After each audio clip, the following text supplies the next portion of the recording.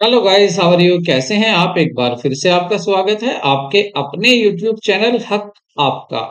आज हम यहाँ पर बात करेंगे 2014 में जो क्वेश्चन पेपर हुआ था।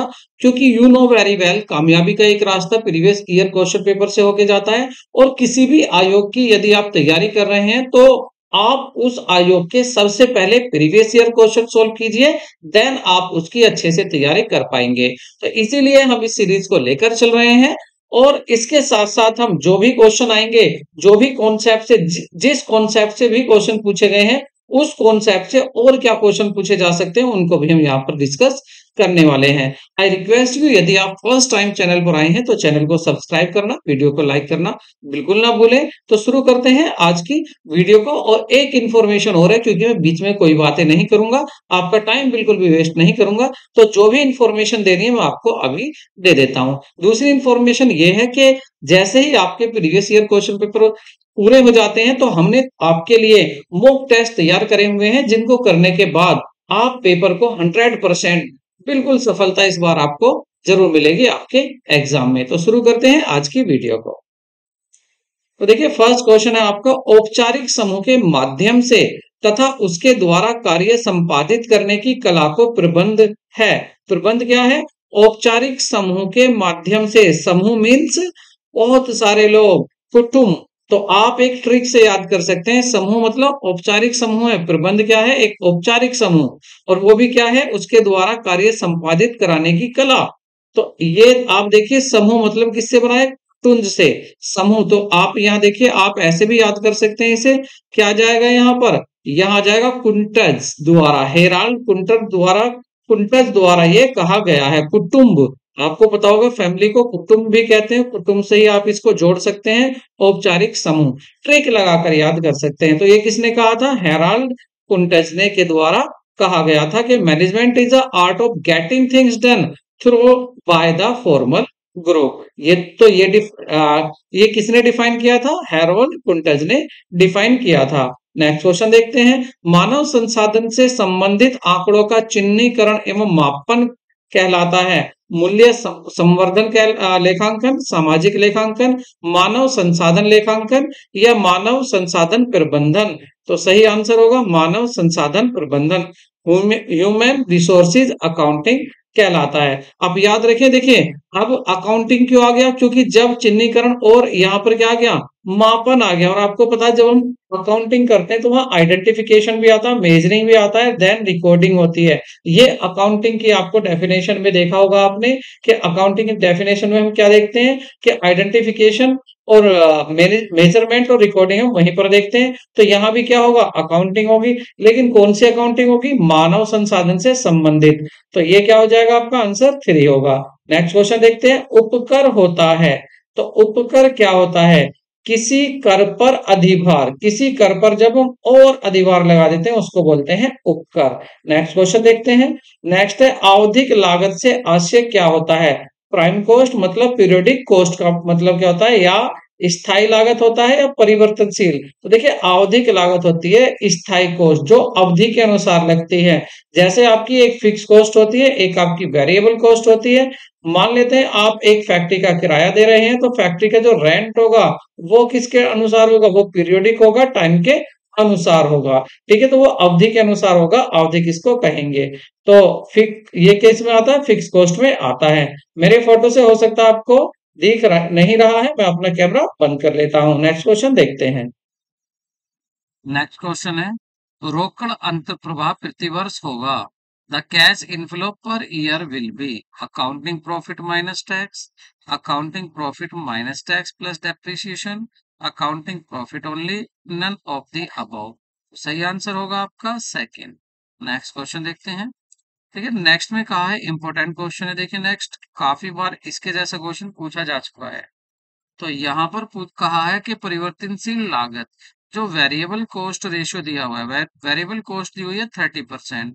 पूछ रहे हैं स्थायी लागत भी दी हुई है, फिक्स कॉस्ट भी दी हुई है 63,000। अब आपसे पूछा है सम विच्छेद बिंदु बताना है आपको। अब सम विच्छेद बिंदु का मीन्स क्या है? आपको आपको बताना है ब्रेक इवन पॉइंट। और ब्रेक इवन पॉइंट का फॉर्मूला एक होता है क्या, फिक्स कॉस्ट, क्या होता है आपका फिक्स कॉस्ट और upon PV ratio, profit volume ratio, profit volume ratio ये फॉर्मूला होता है। अब यहाँ पर आपका फिक्स कॉस्ट तो है, बस प्रॉफिट वॉल्यूम रेशो यहाँ पर नहीं है, तो आपको पहले फाइंड करना पड़ेगा प्रॉफिट वॉल्यूम रेशो। अब प्रॉफिट वॉल्यूम रेशो के लिए आप क्या करेंगे, देखिए आपको याद रखना हमेशा, क्या याद रखना है कि देखिए पीवी रेशो का एक फॉर्मूला ये भी है, पीवी रेशो का फॉर्मूला एक ये भी है कि one minus variable cost, one minus variable cost, या ऐसे कह लो कि पीवी रेशो, कैसे, पीवी रेशो और प्लस वेरिएबल कॉस्ट, ये दोनों जुड़कर एक होती हैं। तो इस फॉर्मूले से हम क्या देखेंगे, देखिए यहाँ पर क्या है हमारा, ये दी हुई है हमारा पीवी रेशो, हमें पता करना है क्या है पीवी रेशो, और यहाँ पर वन माइनस वेरिएबल कॉस्ट क्या है 30%, तो कितना आ जाएगा 30%। अब वन का मतलब होता है 100 से, अगर परसेंटेज में बात करें तो 100 से, तो 100 में से जब 30 जाएंगे तो कितना बचेगा 70%, तो पीवी रेशो क्या है 70%। बस इसको यहाँ वैल्यू हम पुट करेंगे। अब आते हैं वापस से, क्या बताना था, break even point. Break even point क्या होता है, फिक्स कॉस्ट, फिक्स कॉस्ट क्या है 63,000 upon PV ratio, PV ratio क्या है 70%। अब अगर आप परसेंट हटाते हैं तो आपको क्या करना पड़ेगा, 63,000 में मल्टीप्लाई करनी पड़ेगी 100 की, और अपॉन में आ जाएगा आपका 70, परसेंट हट गया, सिक्स जीरो से जीरो कट कर देते हैं और 7 से 9 जा, तो कितना आ जाएगा 90,000, कितना आ जाएगा आपको 90,000, 90,000। तो सही आंसर क्या आएगा आपका सेकंड 90,000। इंपॉर्टेंट क्वेश्चन है, इसको नोट कर ले। नेक्स्ट क्वेश्चन देखते हैं, नेक्स्ट क्वेश्चन देखते हैं, बिक्री 10,000 इकाई 30,000 रुपए में, मतलब यूनिट कितनी बेची है 10,000, कितने में बेची है 30,000 रुपए में, और परिवर्तनशील लागत दी हुई है 15,000 रुपए, स्थायी लागत दी हुई है 9,000 रुपए, पूछा है सुरक्षा सीमा क्या होगी, मार्जिन ऑफ सेफ्टी क्या होगी, मार्जिन ऑफ सेफ्टी यहाँ पर पूछा है। इंपॉर्टेंट क्वेश्चन है, एमओएस से भी क्वेश्चन पूछा जाता है, ये चैप्टर ही इंपॉर्टेंट है, और ये मैंने आपको स्पेशल पूरा चैप्टर कराया है मैनेजमेंट अकाउंटिंग में। चलो तो निकालते हैं, कैसे देखते हैं, देखिए सबसे पहले अगर हम देखें यहाँ कि जो मार्जिन ऑफ सेफ्टी है, तो हमारा यहाँ यूज होगा margin of safety is equal to होता है sales minus BP, sales minus BEP, break even point. अब मैंने ब्रेक इवन पॉइंट ही क्यों लिया, आप इसे कैसे भी कर सकते हैं, क्वेश्चन को इसको आप कई तरह से कर सकते हैं। मैंने क्यों लिया, क्योंकि मुझे यहाँ आसानी से दिख रहा है कि मैं बीईपी फाइंड कर सकता हूँ, और सेल मुझे दी हुई है, तो बीईपी, तो पहले मैं क्या फाइंड करूंगा, बीईपी फाइंड कर लेता हूँ।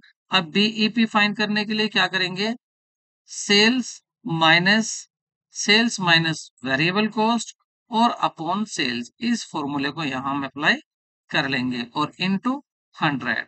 अब देखिए हमारे पास क्या क्या है, सेल्स हमारे पास है, सेल्स कितनी हुई है, कितनी गिवन है 30,000 रुपये, तो सेल्स कितने रुपए में 30,000, पहले लिख देंगे यहाँ 30,000, हम 30,000 माइनस वेरिएबल कॉस्ट कितनी दी हुई है हमारी, वेरिएबल कॉस्ट हमें गिवन है क्वेश्चन में 15,000, 15,000 यहाँ लिख देते हैं, और अपॉन सेल्स, सेल्स कितनी है, सेल्स अभी तो हमने लिखी 30,000, वही हमारी सेल्स होगी 30,000, हम यहाँ लिख देंगे, ठीक है, और इनटू 100, तो कितना आ जाएगा, ये आ जाएगा आपका 15,000, 15,000 इंटू 100 और अपॉन 30,000, तो 15 से ही काट देंगे, 15,000 दूनी 30,000, 2 से 100 को काटेंगे 50, तो ये आ गया आपका ब्रेक इवन पॉइंट 50 आ गया, ब्रेक इवन पॉइंट कितना आ गया 50 आ गया यहाँ पर, ठीक है। यहाँ आपका, सॉरी, ये जो फॉर्मूला था ये था पीवी रेशो का, ब्रेक इवन पॉइंट का नहीं, किसका था पीवी रेशो का, मैंने गलत लिख दिया, ये पीवी रेशो निकाला मैंने, पी वी रेशो हमने यहाँ पर निकाल लिया, प्रॉफिट वॉल्यूम रेशो आ गया ये। अब हमें चाहिए ब्रेक इवन पॉइंट, तो ब्रेक इवन पॉइंट के लिए फिर एक फॉर्मूला लगाना पड़ेगा, break even point is equal to fix cost upon PV ratio, PV ratio. तो इसकी वैल्यू पुट कर लेते हैं। देखिए फिक्स कॉस्ट आपको गिवन है, फिक्स कॉस्ट कितनी है, फिक्स कॉस्ट है आपकी 9000 upon PV ratio. PV ratio क्या आया था हमारा 50%। तो 50% मतलब 50 इंटू 100। इसको डिवाइड कर लेते हैं, 50 से इसको कट करेंगे 2 और 2 की मल्टीप्लाई 9 में करेंगे तो ये आ जाएगा हमारा 18,000, 18,000। तो 18,000 क्या आ गया हमारा, बीईपी आ गया। बस यही तो चाहिए था हमें। अब हम आसानी से अपनी एमओएस को बता सकते हैं। सेल्स पर चलते हैं। सेल्स कितनी गिवन है हमारी, सेल्स गिवन है हमारी 30,000 रुपए। सेल्स गिवन है 30,000 माइनस बीपी कितना है हमारा 18,000। तो 18,000 माइनस कर देते हैं तो क्या बचेगा हमारा, 12,000 बच जाएगा। तो ये 12,000 क्या आ गया हमारा, मार्जिन ऑफ सेफ्टी आ गया। तो आंसर क्या होगा आपका, 3 यहाँ पर आंसर करेक्ट होगा। नेक्स्ट क्वेश्चन देखते हैं। बाजार मूल्य पर राष्ट्रीय आय होती है, बाजार मूल्य पर राष्ट्रीय आय, national income at the market price. ठीक है, तो नेशनल इनकम को पूछा है, वो भी किस पर, एमपी पर, मार्केट प्राइस पर। तो क्या होता है, adding the all account of the indirect tax to the payment of all factors, या sum of the payment of all factor in the year, जितने भी फैक्टर्स हैं उन सभी का सम कर दीजिए, या same as national income at factor cost, या जैसे नेशनल इनकम आप निकालते हो फैक्टर कॉस्ट पर ऐसे होगी, या ग्रोस नेशनल प्रोडक्ट निकालकर उसमें से डेप्रिसिएशन कम कर दो तो ये आ जाएगी आपकी national income eight market price. वैसे आपको पता है कि ग्रोस, अगर ग्रोस नेशनल प्रोडक्ट की बात करें तो ग्रोस में से माइनस क्या करते हैं हम, अगर इसमें से डेप्रिसिएशन माइनस कर देते तो क्या आ जाता है, नेट आ जाता है। और यहाँ पूछा है नेशनल इनकम, ठीक है, नेशनल इनकम पूछा है। तो यहाँ पर जो सही होगा वो होगा आपका adding the amount of indirect tax to the payment of all factors. Adding करना है amount of indirect tax, indirect tax के अमाउंट को ऐड करना है, वो भी किस में, सभी फैक्टर से जो इनकम हुई है उसमें। ठीक है, तो सभी फैक्टर की इनकम को क्या कर देंगे हम, ऐड कर देंगे। बेसिक सा क्वेश्चन है, कहाँ से लिया गया है, ये आपकी 12th क्लास में इकोनॉमिक्स से लिया गया है, नेशनल इनकम चैप्टर से। नेक्स्ट क्वेश्चन देखते हैं। एक विवेकपूर्ण उत्पादक उस बिंदु पर उत्पादन करेगा जहां सीमांत उत्पाद हो। बताइए, एक जो विवेकपूर्ण उत्पादक होगा, एक समझदार उत्पादक जो होगा वो किस बिंदु पर उत्पादन करना चाहेगा, किस बिंदु पर बनाना चाहेगा जहां पर सीमांत उत्पादन क्या होना चाहिए, घटता हुआ तथा ऋणात्मक हो, या बढ़ता हुआ तथा ऋणात्मक हो, या घटता हुआ तथा धनात्मक हो। तो देखिए वो करना चाहेगा जहां पर घटता हुआ हो और साथ में धनात्मक भी हो, डिक्रीजिंग एंड पॉजिटिव, पॉजिटिव भी हो और डिक्रीजिंग भी हो। नेक्स्ट क्वेश्चन देखते हैं। ह्रास समान प्रतिफल नियम संबंधित है। जो लॉ ऑफ डिमिनिशिंग रिटर्न है ये किससे रिलेटेड है, ये total production of all factor से रिलेटेड है, margin produce product of a variable factor से है, या average product of variable cost से है, या margin product of fix factor से है। तो ये रिलेटेड है आपका एक परिवर्तनशील साधन के सीमांत उत्पादन से, the margin product of a variable factor से। नेक्स्ट क्वेश्चन देखते हैं। व्युत्पन्न मांग का अर्थ है, व्युत्पन्न मांग जो होती है इसका अर्थ होता है किसी एक साधन के उत्पादन की मांग, सभी की नहीं, किसी एक उत्पादन के साधन की मांग। नेक्स्ट देखते हैं। समय अवधि जितनी दीर्घ होगी पूर्ति की लोच होगी। तो जो longer the time of period, more the elastic will be the elasticity of supply। Perfectly elastic होगी, या इन इलास्टिक होगी, मोर इलास्टिक होगी, या कांस्टेंट होगी। तो ये होगी आपकी मोर इलास्टिक, अधिक लोचदार होगी। नेक्स्ट क्वेश्चन देखते हैं। एक फर्म का औसत लागत वक्र, सीधी रेखा होता है, वृत्ताकार होता है, परिवलय होता है, या आयतीय अति परिवलय होता है। रेक्टेंगुलर हाइपरबोल होता है किसका? एक फर्म का औसत वक्र। Average cost of curve of a firm वो कैसा होता है? रेक्टेंगुलर हाइपरबोल होता है। नेक्स्ट क्वेश्चन देखते हैं। काली मुद्रा क्या है? यह अवैध मुद्रा है, यह जाली मुद्रा है, यह खराब मुद्रा है, यह अवैध आय है। तो ये होती है अवैध आय। ठीक है, जो आपने इलीगल इनकम अर्न की है वो होती है काली मुद्रा। नेक्स्ट क्वेश्चन देखते हैं। साझेदार फर्म के विघटन की दशा में संदिग्ध ऋण हेतु प्रावधान को हस्तांतरित किया जाता है। देखिए साझेदारी फर्म का क्या कर रहे हैं आप? डिसोल्यूशन कर रहे हैं। अब यहाँ प्रावधान दिया गया है बैड डेब्ट फॉर डाउटफुल डेब्ट्स। ठीक है, प्रोविजन फॉर डाउटफुल डेब्ट्स दिया हुआ है आपको। तो इसको क्या करते हैं? देखिए, जिस तरह से अगर बैलेंस शीट में ये दिया हुआ है, बैलेंस शीट में किधर दिया होगा? ये एसेट साइड में होगा। और एसेट साइड में भी जहां आपके डेटर्स हैं, जितने के भी डेटर्स हैं उसमें से ये माइनस दे रखा होगा प्रोविजन फॉर डाउटफुल डेब्ट्स। और हमें करना है डिसोल्यूशन। तो डिसोल्यूशन में हम क्या करते हैं? हम बनाते हैं रियलाइजेशन अकाउंट। तो रियलाइजेशन अकाउंट में क्या करते हैं? एसेट को हम डेबिट कर लेते हैं, ट्रांसफर कर लेते हैं डेबिट साइड में। और ये जो प्रोविजन है इसको दिखाते हैं हम क्रेडिट साइड में। क्रेडिट साइड में मतलब इसको लाइबिलिटी मानकर हम इधर क्रेडिट कर लेते हैं। तो क्या करना पड़ेगा इसको? कहाँ लेके जाएंगे आप इसको? क्या आप पार्टनर्स कैपिटल में लेकर जाएंगे? बिल्कुल नहीं। क्या डेटर सन्ड्री डेटर्स में लेके जाएंगे? बिल्कुल नहीं। रियलाइजेशन अकाउंट में लिखेंगे और रियलाइजेशन अकाउंट में इसको लिख देंगे। जैसे 1 लाख थे हमारे, मान लेते हैं डेटर्स 1 लाख थे, प्रोविजन था 10,000। तो प्रोविजन को तो लिख देंगे क्रेडिट साइड में, लाइबिलिटी की तरह ट्रांसफर, जैसे लाइबिलिटी को ट्रांसफर करते हैं ना, इसी तरह से इसको भी ट्रांसफर कर देंगे। और जो हमारे डेटर्स हैं वो हमारे एसेट हैं, उसको हम ट्रांसफर करेंगे एसेट की तरह, जैसे और एसेट को ट्रांसफर करते हैं सन्ड्री एसेट्स को। ठीक है, आगे बढ़ते हैं। निम्नांकित में कौन सा उत्तोलक अनुपात है? लिवरेज रेशो आपसे पूछा गया है, डेब्ट to equity ratio, operating ratio, देखिए ये तो प्रॉफिटेबिलिटी रेशो होते हैं। मटेरियल रेशो, ये भी आपका किस में आ जाता है? ये टर्नओवर में आ जाता है। और यहाँ पर आपका करंट रेशो, करंट रेशो में आपके दो आ जाते हैं, कैश रेशो, क्विक रेशो। तो डेब्ट टू इक्विटी रेशो जो होगा वो होगा आपका लिवरेज रेशो। नेक्स्ट क्वेश्चन देखते हैं। वित्तीय वर्ष 2004-5 का कर निर्धारण वर्ष होगा। क्वेश्चन वैसे भी ये रिपीट नहीं होना, क्योंकि अब तो आएगा इस ईयर का। ये तो पूछा कब था? जब ये 2004-5 का पूछ रहा था, तो इसमें पूछ रहा था। देखिए इसके हिसाब से ही देख लीजिए। अब इस 2004-5 का क्या मीन्स है? इसका मीन्स ये है कि ये साल 1 अप्रैल से शुरू हुई होगी, 1 अप्रैल 2004 से। और पूरी कब हुई होगी? 31 मार्च 2025 को।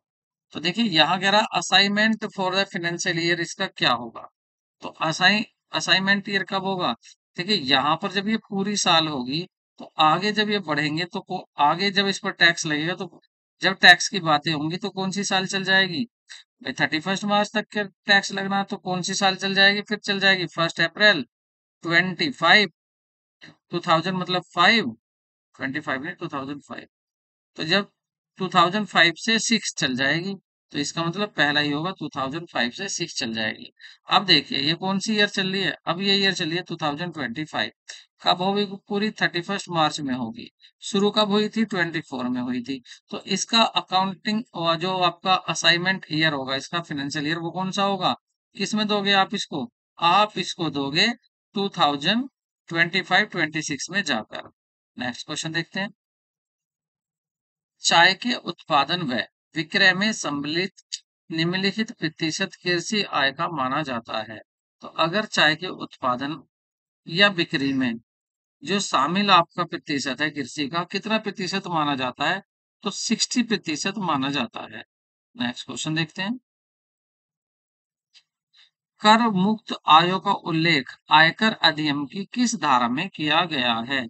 तो उस समय पर अगर बात करें यहाँ पर, उस समय की क्या पूछा है आपका? कर मुक्त आयों का उल्लेख आयकर अधिनियम की किस धारा में किया गया है? देखिए, उसके अकॉर्डिंग जब ये क्वेश्चन पूछा गया था, तब तो एक धारा कौन सी थी आपकी? धारा थी वो आपकी आयकर अधिनियम की धारा 10।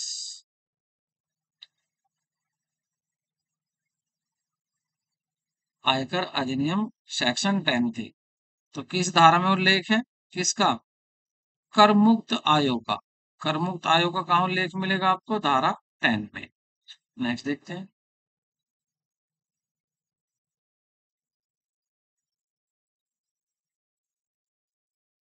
सभी भारत में उपार्जित आय कर योग्य होती है सभी करदाताओं के लिए, निवासी भारतीयों के लिए, असाधारण भारतीय निवासी के लिए या अनिवासी भारतीयों के लिए। तो ये होती है सभी करदाताओं के लिए। ठीक है, तो ऑप्शन आपका पहला ही सही हो जाएगा। नेक्स्ट क्वेश्चन देखते हैं। आयकर की दरें निर्धारित की जाती हैं। भाई, कहाँ से आयकर की दरें निर्धारित की जाती हैं? आयकर अधिनियम द्वारा, वित्त अधिनियम द्वारा, या अध्यादेश द्वारा, या या केंद्रीय प्रत्यक्ष कर बोर्ड द्वारा। सही आंसर होगा वित्त अधिनियम द्वारा। जो वित्तीय अधिनियम होता है, भारत में कार्यालय संवर्धन की समस्या या कार्य करने के विकास की समस्या प्रबंधकों के कारण ही, सॉरी, आयकर की दरें जो होती है इनका निर्धारण कौन करता है? दूसरे पूछेगा। अधिनियम ये किसके द्वारा होता है? वित्तीय अधिनियम के द्वारा होती है। मतलब आपकी जो फाइनेंस एक्ट है उसके द्वारा निर्धारित की जाती है। नेक्स्ट क्वेश्चन देखते हैं। भारत में कार्य संवर्धन की समस्या संबंधित है। किससे संबंधित है? तो ये तो प्रबंधकों से ही संबंधित है, मैनेजर से ही संबंधित है। Problem of job enrichment in India. Next question देखते हैं। व्यावसायिक संगठनों में पुरस्कार एवं दंड की तकनीक का प्रयोग किया जाता है। तो पुरस्कार एवं दंड ये अभिप्रेरित करने के लिए किया जाता है। दंड दो या उसको पुरस्कार पुरस्कार करो, तो उससे क्या होता है? जिसको दंड दिया जाता है उसको ये माना जाता है कि इससे अभिप्रेरित हो जाएगा और काम आगे करेगा। नेक्स्ट क्वेश्चन देखते हैं। एक निर्यातक को जहाजी बिल की निम्नलिखित प्राप्तियां कृतियां तैयार करनी पड़ती हैं। तो बात हुई है जहाजी बिल की। किसकी बात हो रही है? जहाजी बिल की बात हो रही है, मतलब शिपिंग बिल की बात हो रही है। तो शिपिंग बिल की कितनी प्रतियां तैयार करनी होती है? देखिए, याद रखना, जो जहाजी बिल है इसकी 3 प्रतियां तैयार करनी होती है। 3 प्रतियां। और एक होती है जहाजी बिल्टी। एक होती है जहाजी बिल्टी।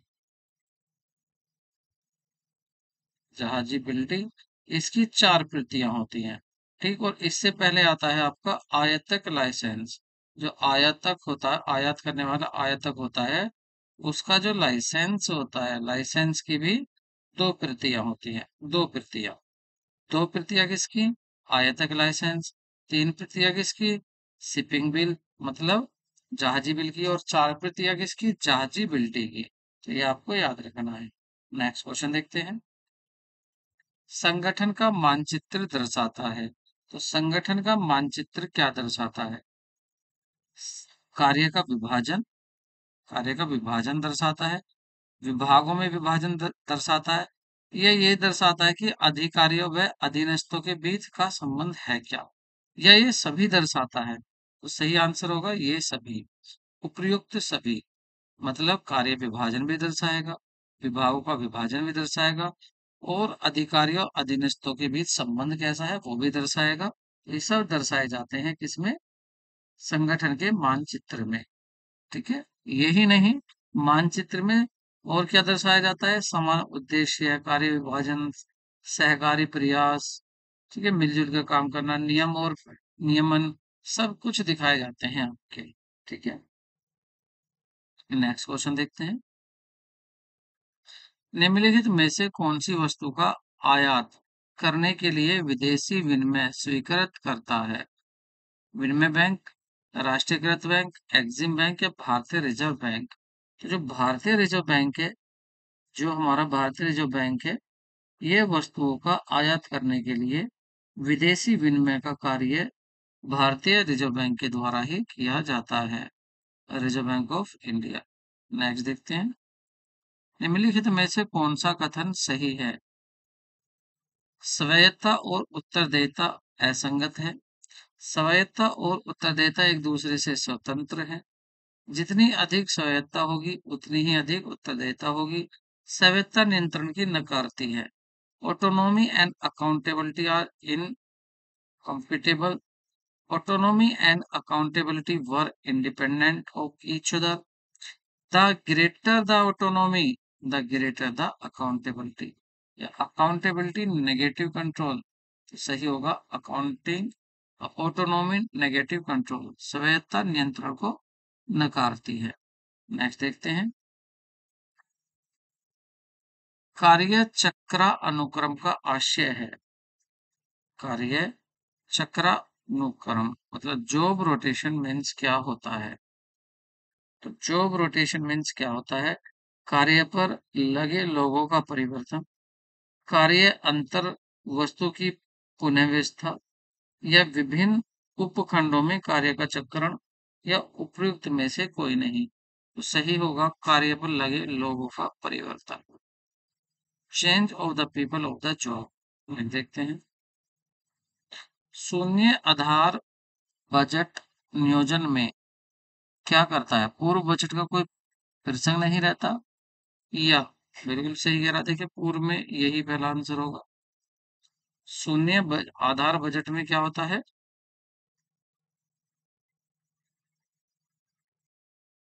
इसमें जो होता है शून्य आधारित बजट का आशय में क्या होता है कि जो पहले बजट बनाया गया है, पूर्व में जो बजट बनाया गया है, उसको शून्य कर दिया जाता है। उस बजट का कोई भी औचित्य इस बजट को बनाने में नहीं रहता और आगामी बजट को पुनः बनाया जाता है, लेकिन इसमें पूर्व का कोई औचित्य नहीं रहता है। नेक्स्ट क्वेश्चन देखते हैं, निम्नलिखित में से कौन सा एक व्यक्तिगत खाता है? पशुधन, देय विपत्र, उपार्जित किराया, या ख्याति। पूछा व्यक्तिगत खाता कौन सा है? देखिए ये तो पशुधन तो हमारा एसेट्स हो गई, और एसेट किस में आते हैं? रियल अकाउंट में आते हैं। ठीक है, एसेट किस में आते हैं? रियल अकाउंट में आते हैं। देय विपत्र, देय विपत्र क्या है? ये हमारे देय विपत्र है हमारी, ये लाइबिलिटी आ जाएगा। ये हमारा क्या होता है? लाइबिलिटी है ये हमारी। उपार्जित किराया, ये रिप्रेजेंटेटिव, रिप्रेजेंटेटिव कौन सा अकाउंट है? Representative personal account, representative personal account. उपार्जित किराया जो कि किराए को यहाँ पर डिनोट कर रहा है, रिप्रेजेंट कर रहा है। तो ऑप्शन आपका 3 करेक्ट होगा। ख्याति भी हमारा रियल अकाउंट है क्योंकि ये हमारी एसेट है, इंटेंजिबल। नेक्स्ट क्वेश्चन देखते हैं, निम्नलिखित मदों में से इसका क्रेडिट शेष होगा? क्रेडिट शेष किसका होगा? तो क्रेडिट शेष होगा आपका dividend declare but not paid. Dividend declare तो कर दिया गया है लेकिन अभी पेड नहीं किया गया, इसका मतलब ये क्या है? लाइबिलिटी है, और लाइबिलिटी का हमेशा क्या होता है? क्रेडिट बैलेंस होता है। ठीक है, डेफर्ड इनकम या income on but not realise, ये सब क्या है आपके? ये भी एसेट है। Deduction on issue of debenture, ये भी केवल क्या होगा आंसर आपका? करेक्ट 3 ही होगा।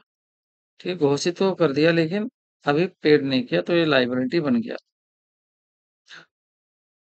पूंजीगामी उद्योगों के परिणाम स्वरूप होती है समग्र पूंजी सर्जन में गिरावट, पूंजी में अभिवृद्धि, सेवा नियोजन में अभिवृद्धि, या कर आय में अभिवृद्धि। किससे? पूंजीगामी उद्योगों के परिणाम स्वरूप क्या होता है? समग्र पूंजी सर्जन में गिरावट होती है। Wear and tear in the total capital formation. Next देखते हैं, जब साझेदारों को ब्याज दिया जाता है तो इसकी गणना सामान्यतः की जाती है वर्ष के आरंभ में पूंजी पर, वर्ष के अंत में पूंजी पर, औसत पूंजी पर, या वर्ष के अंत में पूंजी माइनस आहरण पर। सही आंसर होगा कि वर्ष में प्रारंभ में पूंजी कितनी थी, मतलब ओपनिंग कैपिटल पर हम देखते हैं कि ओपनिंग कैपिटल कितनी थी। नेक्स्ट क्वेश्चन, प्रारंभिक रहतिया ज्ञात करने का समीकरण क्या है? प्रारंभिक रहतिया, प्रारंभिक रहतिया विक्रय की लागत प्लस अंतिम रहतिया माइनस शुद्ध क्रय। शुद्ध क्रय मतलब नेक्स्ट परचेज। सही होगा आपका प्रारंभिक रहतिया विक्रय की लागत प्लस अंतिम रहतिया माइनस शुद्ध क्रय। फोर्थ आपका करेक्ट आंसर होगा।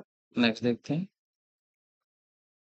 ऐसोध्य ऋण को विभागीय खाते में लाभ हानि खाते में दिखाया जाता है। ऐसोध्य ऋण को विभागीय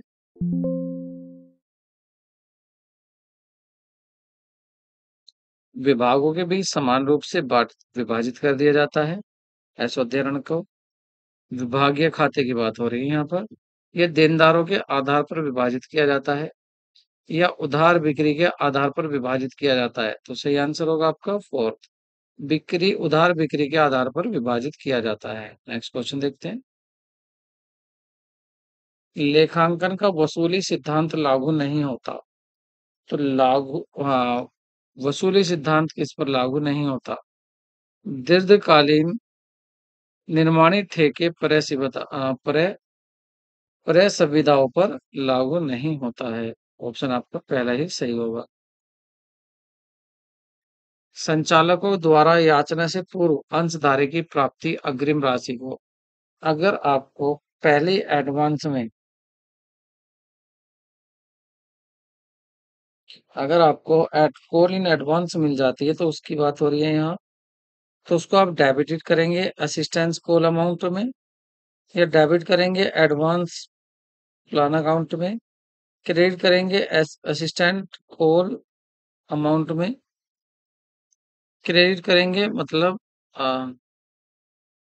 आविष्ट याचना खाते को में डेबिट किया जाएगा, अग्रिम योजना राशि खाते में डेबिट किया जाएगा, या आविष्ट याचना खाते में क्रेडिट किया जाएगा, या अग्रिम याचना राशि में क्रेडिट किया जाएगा। तो लास्ट फोर्थ ऑप्शन ही सही होगा। क्या करेंगे, इसको अग्रिम याचना राशि खाते में क्रेडिट करेंगे। क्रेडिट क्यों करेंगे? क्योंकि ये लाइबिलिटी है, एडवांस में मिल चुका है पैसा। ठीक है, तो इसको क्रेडिट करेंगे कहाँ? अंतिम याचना राशि खाते में। नेक्स्ट देखते हैं, you are the given following items, debtors, bill receivable, investment, interest earn but not receive, which of the following arrangement is correct in the order? तो सही ऑर्डर आपको बताना है, ऑर्डर कौन सा सही होगा। तो इनका एक ऑर्डर लगाइए, ऑप्शन नहीं दिए हुए इनके, देखिए थोड़ा गलत कर दिया, इसके ऑप्शन भी होने चाहिए थे, ऑप्शन नहीं दिए। चलो तो आप इसको लगाकर बताइए मुझे, आपके अनुसार किस तरह से ये होना चाहिए। सबसे पहले क्या आना चाहिए? देखिए सबसे पहले जो इनका सही क्रम होगा वो होगा इन्वेस्टमेंट। सबसे पहले क्या आना चाहिए? इन्वेस्टमेंट आना चाहिए। ठीक है, उसके बाद क्या आना चाहिए? उसके बाद आना चाहिए आपके बिल्स रिसीवेबल। ठीक है, बिल्स रिसीवेबल्स। उसके बाद अर्जित किंतु अप्राप्य ब्याज। अर्जित अप्राप्य ब्याज मतलब एक्रूड इनकम, एक्रूड इनकम आना चाहिए। और उसके बाद आना चाहिए लास्ट में आपके डेटर्स, देनदार। तो इस तरह से इनका सही क्रम होगा। आगे बढ़ते हैं, यदि औसत वसूली अवधि 15 दिन है और पुस्तकीय प्राप्तियां 60,000 हैं, तो वार्षिक उधार की बिक्री क्या होगी?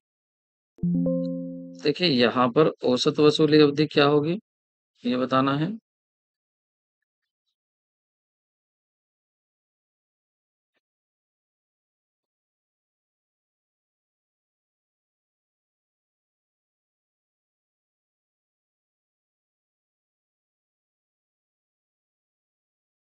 डेटर्स औसत जो प्राप्तियां हैं उन प्राप्तियों को लिख लेंगे, कितना दिया हुआ है? 60,000।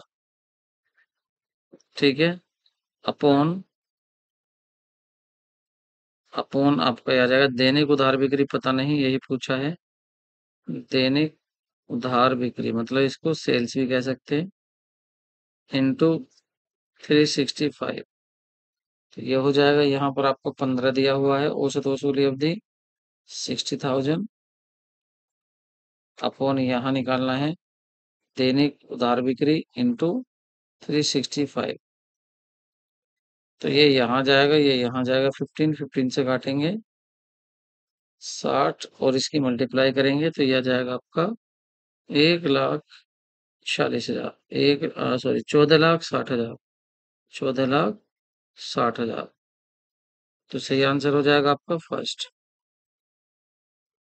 नेक्स्ट देखते हैं, निम्नलिखित में से कौन से कार्य लेखांकन का नहीं है? लेखांकन का कार्य कौन सा नहीं है? प्रॉफिट को मैक्सिमाइजेशन करना, या फुलफिलिंग स्टेचुरी रिक्वायरमेंट, या प्रोटेक्टिंग बिजनेस एसेट्स, या मेंटेनिंग रिकॉर्ड्स।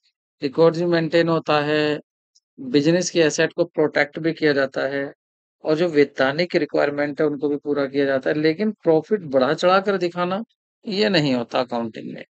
तो इसलिए ऑप्शन ए सही होगा फर्स्ट। नेक्स्ट देखते हैं, फर्म के ऋण के संदर्भ में किसी साझेदार का दायित्व कैसा होता है? अगर फर्म ने ऋण लिया हुआ है तो वो दायित्व कैसा होगा? तो देखिए, फर्म में अपनी पूंजी तथा व्यक्तिगत संपत्तियों की राशि तक होता है बस। मतलब वही जैसे सिंपल एंड लिमिटेड लायबिलिटी होती है, ऐसे यहाँ होता है। एबीसी साझेदार हैं जिनका लाभ अनुपात क्या है? 5:3:2। डी को साझेदार बनाने के उपरांत उनके त्याग अनुपात क्या होगा? डी को भी साझेदार बना रहे हैं ये। देखिए, जब ये डी को साझेदार बनाएंगे और ये दिया नहीं है कितने के लिए बनाएंगे, इसका मतलब नया जो लाभ अनुपात होगा वो इनका इक्वल होगा 1/4 1/4 1/4 1/4। तो अब इनका निकालना है हमें त्याग अनुपात। त्याग अनुपात का फॉर्मूला क्या होगा? मतलब सैक्रिफाइसिंग रेशो। सैक्रिफाइसिंग रेशो की बात हो रही है तो ये हो जाएगा आपका फॉर्मूला,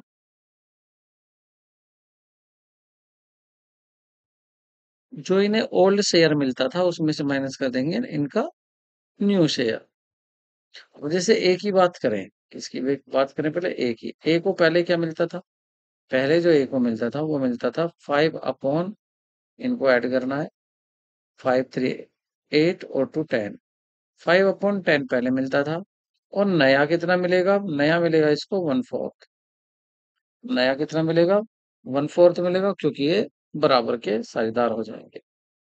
तो एलसीएम ले लेते हैं इनका, 20 एलसीएम ले लेते हैं और सॉल्व कर लेते हैं।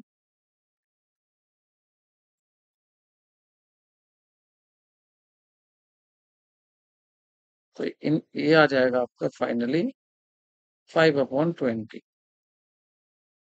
ठीक है, इसी तरह से बी के लिए देखते हैं। बी को पहले कितना मिलता था? बी को मिलता था 3/10,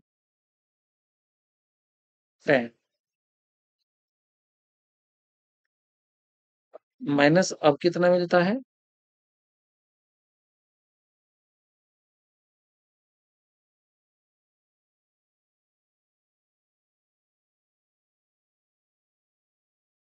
तो इसको भी कितना मिलता है? 1/4 मिलता है। ऐसे एलसीएम लेंगे इसका भी, सोल्व करेंगे। 2 6 माइनस 5 1 जा 5। तो यह आ जाएगा 1/20। सी के लिए भी देखते हैं, सी का क्या होगा? तो सी को पहले कितना मिलता था? 2/10। अब कितना मिलेगा? 1/4।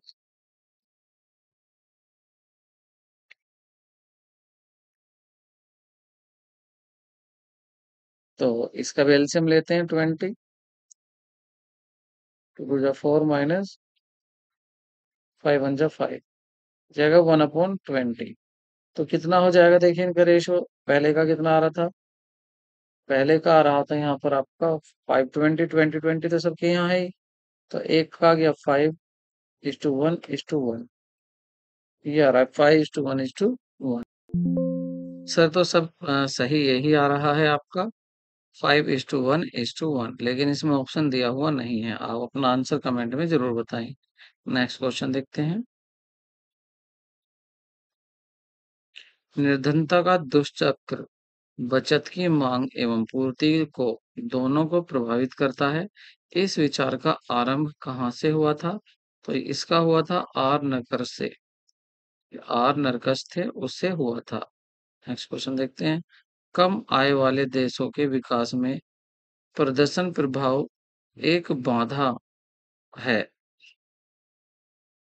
कम आय वाले देशों के विकास में प्रदर्शन प्रभाव एक बाधा है। प्रदर्शन प्रभाव क्या है? बाधा। यह प्रभावित करता है किसको? उपयोग की प्रवृत्ति को, तकनीक के चुनाव को, परियोजना के चुनाव को। तो ये करता है उपयोग की प्रवृत्ति को, मतलब पहला ही आपका सही होगा। नेक्स्ट देखते हैं। हेराल्ड प्रारूप में जनसंख्या वृद्धि से निम्न में से कौन सी समृद्धि दर प्रभावित होती है? तो इससे प्रभावित होती है वांछित दर। नेक्स्ट देखते हैं। 10वीं पंचवर्षीय योजना में उच्चतम वृद्धि का लक्ष्य रखा गया था, तो वो कृषि में रखा गया था। लागत लेखांकन में स्टॉक का मूल्यांकन होता है बाजार मूल्य पर, लागत मूल्य पर। बाजार मूल्य और लागत मूल्य जो भी कम हो, या इसमें से कोई नहीं, तो लागत मूल्य पर होता है, कॉस्ट प्राइस पर।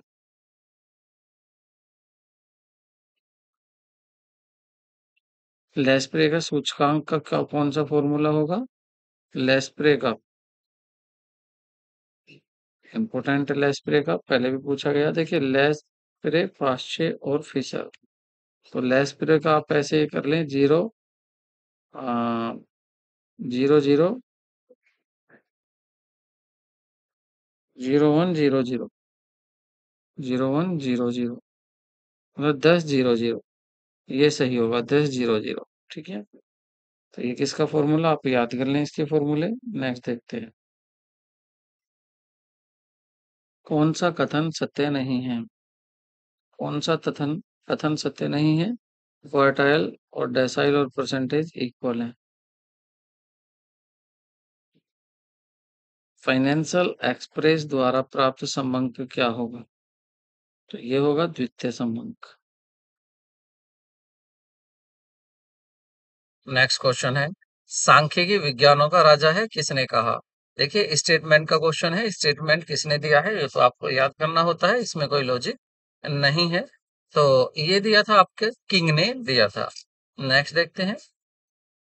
प्रथम भारत में प्रथम लॉर्ड मेयो के कार्यकाल में हुई थी, लॉर्ड रिपन के कार्यकाल में हुई थी, लॉर्ड डफरिन के कार्यकाल में हुई थी, लॉर्ड लिट्टन के कार्यकाल में हुई थी। तो सही आंसर होगा, सही आंसर होगा आपका फर्स्ट, लॉर्ड मेयो के कार्यकाल में हुई थी। और इसका कार्यकाल कब था? 1869 से 1872। खैर आपको ये तो याद की नहीं, बात आपको क्या याद रखना है? Lord Mayo. ठीक है, ये तो एक लर्न करने के लिए थोड़ा सा हिंट हो सकता है।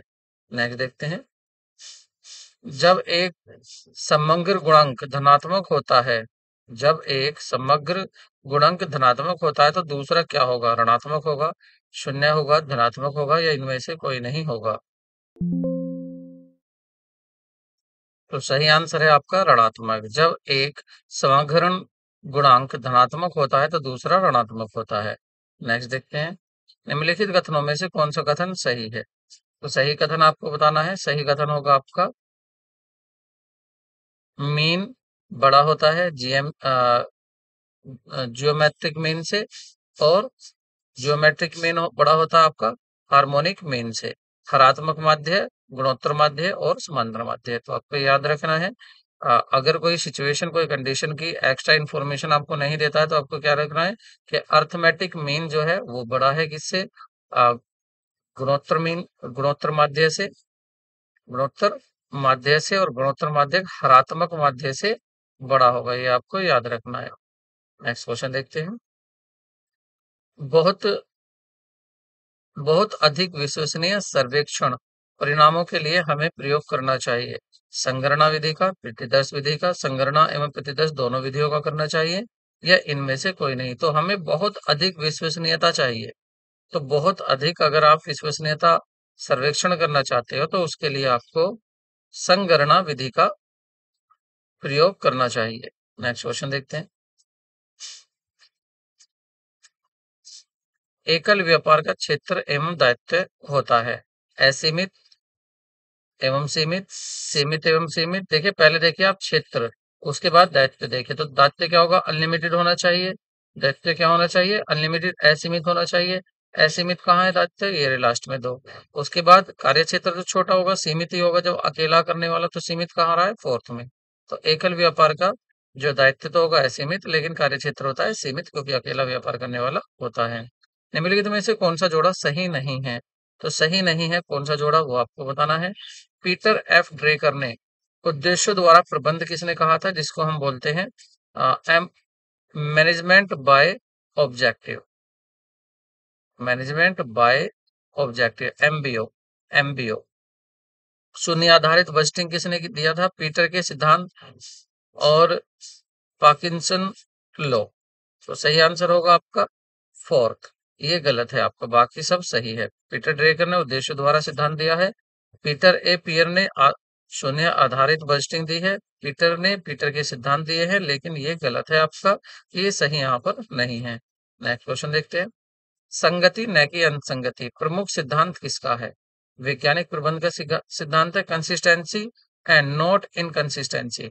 विवेकीकरण का है, व्यवसायिक संयोजन का है, या इनमें से कोई नहीं? तो सही आंसर होगा वैज्ञानिक प्रबंध का ये सिद्धांत है। साइंटिफिक मैनेजमेंट का सिद्धांत है कि साइंटिफिक होनी चाहिए, नॉट इन कंसिस्टेंसी, कंसिस्टेंसी होनी चाहिए।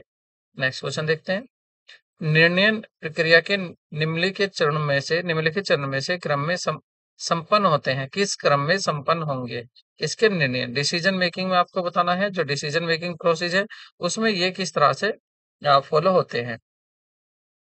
तो सबसे पहले क्या होता है, अगर डिसीजन मेकिंग में करें, डेवलपिंग होते हैं, ऑल्टरनेटिव या फॉलो अप होता है डिजाइन, या इम्प्लीमेंटेशन ऑफ डिजाइन होता है, इवेल्युएटिंग द एक्शन ऑप्शन होते हैं। तो सबसे पहले क्या आ जाएगा इसमें, जो दिए हुए हैं, सबसे पहले आ जाएगा आपका कौन? डेवलपिंग ऑल्टरनेटिव सॉल्यूशंस, डेवलप किए जाते हैं ऑल्टरनेटिव सॉल्यूशंस। उसके बाद क्या होता है फिर आपका, फिर उनको वैल्यूएशन किया जाता है, फिर उनका वैल्यूएशन किया जाता है, इवेल्युएशन किया जाता है, उनका मूल्यांकन किया जाता है, और उसके बाद फिर उनका इम्प्लीमेंटेशन किया जाता है। अगर वो उनका मूल्यांकन हो जाता है तो इम्प्लीमेंटेशन किया जाता है, और देन उनको फिर अगर वो सही कार्य करते हैं तो उनको बार बार फॉलो किया जाता है। तो सही आंसर क्या होगा आपका? डी आपका करेक्ट आंसर होगा। नेक्स्ट क्वेश्चन देखते हैं। प्रबंध है प्रशासन का अंगी होता है प्रबंध, या प्रशासन का पर्यायवाची होता है, या प्रशासन सहित होता है, इनमें से कोई नहीं? तो देखिए ये होता है इंक्लूडिंग एडमिनिस्ट्रेटिव, ये एडमिनिस्ट्रेटिव में भी इंक्लूड होता है। वैसे इसके ऊपर क्या है, देखिए ये है तो आंसर इसका 3 ही दिया हुआ है जो, लेकिन यहाँ पर हमेशा एक प्रॉब्लम रहती है कि भाई तो कहीं प्रशासन को बड़ा माना गया है और कहीं प्रबंध को बड़ा माना गया है। नेक्स्ट क्वेश्चन देखते हैं।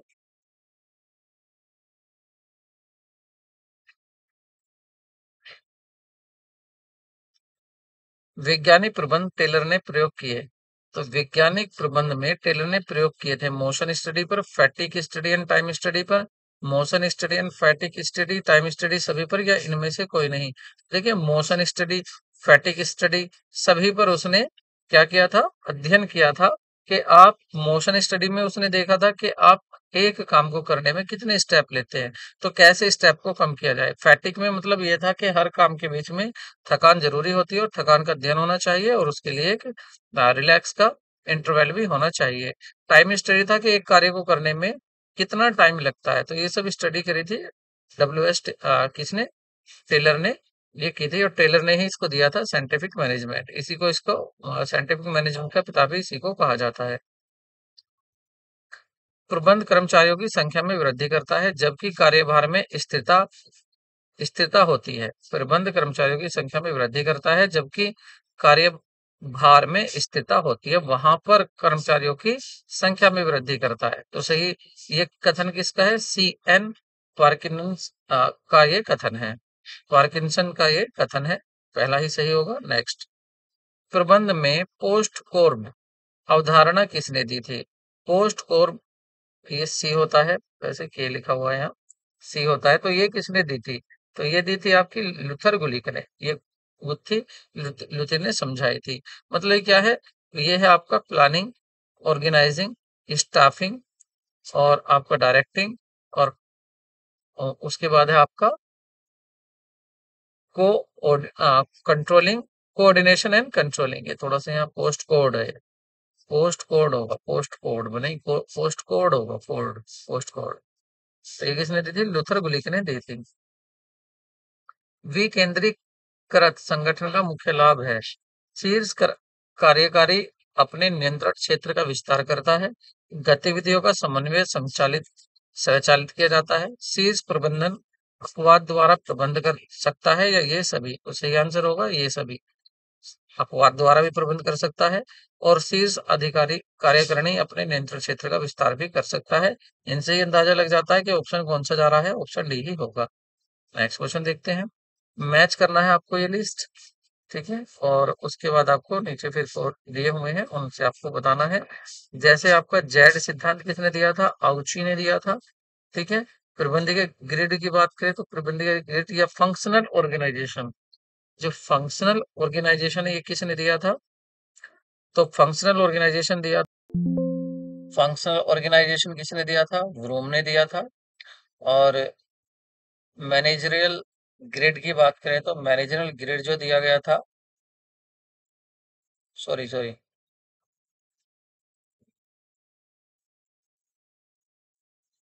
फंक्शनल ऑर्गेनाइजेशन, फंक्शनल ऑर्गेनाइजेशन जो दिया था वो किसने दिया था? वो दिया था आपके टेलर ने,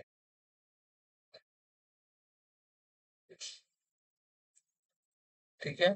और आपका आउची ने दिया था जेट थ्योरी, तो आउची ने ही दी है, ठीक है, आउची ने ही दी है जेट थ्योरी, थर्ड होगा इसका। और प्रत्याशा का सिद्धांत किसने दिया है? ये ब्रूम ने दिया हुआ है। और आपका क्रीड वाला दिया हुआ है ब्लैक एंड माउंटेन ने। देखिए ये यहाँ पर तो एक साथ पूछ लिए गए हैं, ठीक है, आपसे मैच करा लिया गया, लेकिन ये अलग अलग भी पूछ लिए जाते हैं। जैसे ये काफी बार पूछा गया है, जेड प्रिंसिपल किसने दिया है, थ्योरी जेड किसने दी है, या जेड का सिद्धांत किसने दिया है? आउची ने। तो इनको पूछी नहीं, आउची ने, तो इनको आप अच्छे से लर्न कर लें। यहीं से 1 2 3 4 4 क्वेश्चन आपके तैयार हो रहे हैं। तो सही आंसर हो जाएगा आपका बी। नेक्स्ट देखते हैं। ईओक्यू विश्लेषण का, ईओक्यू, ईओक्यू विश्लेषण का उपयोग निम्नलिखित के लिए किया जाता है? अनुपात विश्लेषण के लिए, बजटीय नियंत्रण के लिए, इन्वेंट्री नियंत्रण के लिए, या बिक्री बजट के लिए? तो ये होता है इन्वेंट्री नियंत्रण के लिए, इन्वेंट्री मतलब स्टॉक। Next question. तर्क संगता की सीमाएं किससे संबंधित हैं? योजना से, तर्क संगता की, या संगठन से, निर्णय लेने से, या नियंत्रण से? तो ये नियंत्रण से संबंधित होती हैं, कंट्रोलिंग से। नेक्स्ट क्वेश्चन देखते हैं।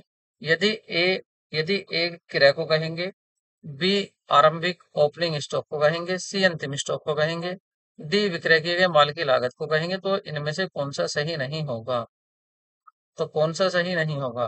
देखिए यहाँ पर सी, सी, देखिए आप इसको इस तरह से देख लीजिए कि जो कॉस्ट होती है, कॉस्ट का फॉर्मूला क्या होता है? कॉस्ट का होता है ओपनिंग स्टॉक प्लस परचेज, और माइनस होता है आपका क्लोजिंग स्टॉक। तो इसी से आप देख सकते हैं कि यहाँ पर आपकी जो कॉस्ट है, कॉस्ट को क्या कहा गया है? कॉस्ट है आपकी, कॉस्ट है आपकी यहाँ पर डी, तो इधर तो डी आना चाहिए, इजिकल टू, तो इसी से ही बना लेते हैं, सही जो बनाते हैं हम इसी से ही बनाते हैं, जैसे ये बोलेगा। तो कॉस्ट सबसे पहले लिखना है, कॉस्ट हो गया आपका डी, और उसके बाद ओपनिंग स्टॉक, तो ओपनिंग स्टॉक क्या है? B, B plus purchase, purchase मतलब किराया, किराया क्या दिया हुआ है? ए को किराया कहा गया है, और माइनस क्लोजिंग स्टॉक मतलब ये दिया हुआ है सी, अंतिम स्टॉक। ठीक है, तो अब इससे देख लीजिए आपका कौन सा सही आ रहा है। जैसे ए प्लस बी माइनस डी, ए प्लस बी और इधर आकर माइनस डी, और सी उधर जाकर प्लस हो जाएगा, तो पहला तो ठीक है। ठीक है, दूसरा देखते हैं। ए भी प्लस में है और माइनस सी है, इधर डी है, तो ये दूसरा भी ठीक है। उसके बाद C plus D, C plus D, अब देखिए सी इधर किसका है? माइनस, उधर जाकर डी के पास प्लस हो जाएगा, ठीक है। और माइनस ए, और उधर जाकर माइनस ए हो जाएगा, ये भी ठीक है। और बी अपनी जगह प्लस का, ये भी ठीक है।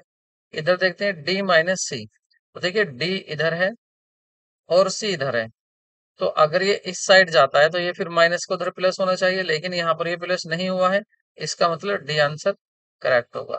ठीक है, तो करेक्ट आंसर क्या होगा? डी। करेक्ट आंसर होगा आपका डी। नेक्स्ट क्वेश्चन देखते हैं। जब कुल उपयोगिता अधिकतम होती है तो सीमांत उपयोगिता होगी। जब कुल उपयोगिता क्या हो जाती है? कुल उपयोगिता अधिकतम हो जाती है। कुल उपयोगिता अधिकतम हो जाती है तो सीमांत उपयोगिता क्या होगी? तो सीमांत उपयोगिता क्या होती है उस टाइम? औसत उपयोगिता से कम, औसत उपयोगिता के समान होती है, औसत उपयोगिता से अधिक होती है, शून्य होती है। तो तब क्या हो जाती है? शून्य हो जाती है। मतलब मार्जिनल यूटिलिटी इस पॉइंट पर आ जाती है। ठीक है, इस पॉइंट पर मार्जिनल यूटिलिटी आ जाती है और इसके बाद क्या है? नेगेटिव होती चली जाती है। जब ये तो ये क्या हो जाती है? उसके बाद जीरो के बाद नेगेटिव हो जाएगी। तो यहाँ पर क्या पूछा है? शून्य। नेक्स्ट क्वेश्चन देखते हैं। यदि संभाव्य विभ्रम, एक मिनट, इस क्वेश्चन में प्रॉब्लम है। नेक्स्ट क्वेश्चन देखते हैं।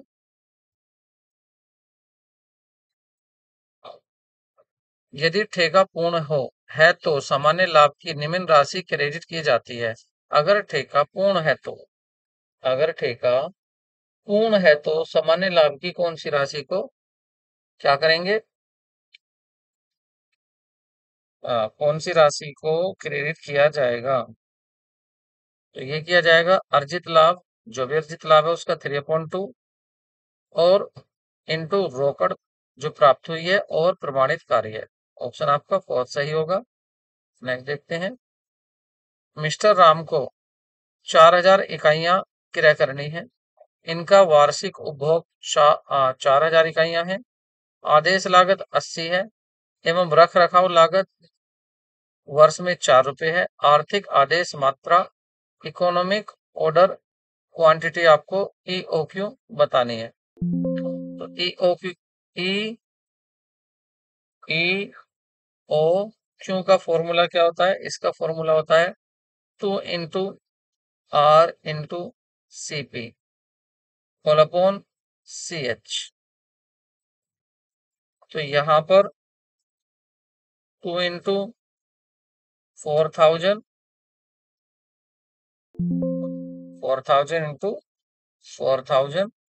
into 4 और अपॉन आपका 80। सोल्व कर लेते हैं 80 को।